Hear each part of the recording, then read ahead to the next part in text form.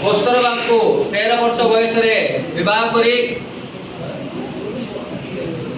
करथिले एवं से बाल्य विवाह को विरोध करथिले सुधा जेहेतु तांको बापांको दाबी एवं तांको अनुरोध क्रमे से कस्तूरबा को विवाह हुए।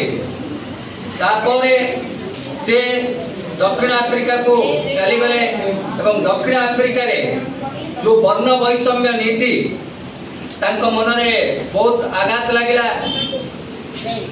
एवं से वर्ण वैषम्य नीति देखी तांको मन में आंदोलन सृष्टि होइतिला जे गोरा लोक माने कोला लोक मानू बहुत निष्ठुर भावे देखुले एणु तांको मन में गोटे आंदोलन वातावरण सृष्टि होइतिला।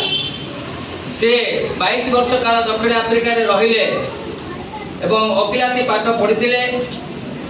सेठी जो प्रकार माने वर्ण जाति ए सबु वर्ण वैषम्य नीति देखी तांको मन आंदोलित होइतिला एवं से भारत को फेरी आसिले। भारत को फेरी आसिला बेले को देखिले जे भारत माटी रे इंग्रेज माने आसी शासन करछन एवं सेमानंको किभली ए देश विताड़ित करेंगे से कौन कले 72 जातीय आंदोलन निजको सामिल कले। सत्याग्रह भारत छाड़ आंदोलन लवण सत्याग्रह इत्यादि विभिन्न कार्यक्रम करी लोक मानक जागृत करी ए भारत माता को 1947 मसीहा अगस्ट मास 15 तारिख दिन स्वाधीनता देते।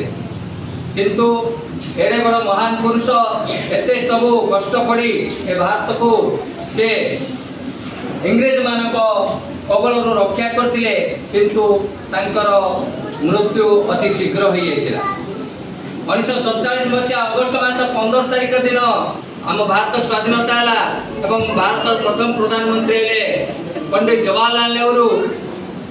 दिने 1948 मसीह से 3:30 मिनिट प्रार्थना को जाऊा बेले नाथुराम गोडसे नामक जड़े आतताई तांको गोड़ तले बसी तांको गुली मारी देथिला एवं सेही जगह ही आराम कई टली पड़ती। सेही बड़ी आज जो लाल बहादुर शास्त्री को आम देखीचे से 1904 मसीह उत्तर प्रदेश मुगलसराय ठारे अलाहाबाद पाखे थिबा मुगलसराय ठारे एक गरीब परिवार जन्म ग्रहण करथिले। से हरिश्चंद्र कॉलेज रो पाठ पढ़ा पर उत्तर प्रदेश गृहमंत्री होते। से 2 वर्ष गृहमंत्री हेबा परे इति मध्य पंडित जवाहरलाल नेहरू देहांत 1952 मसीह से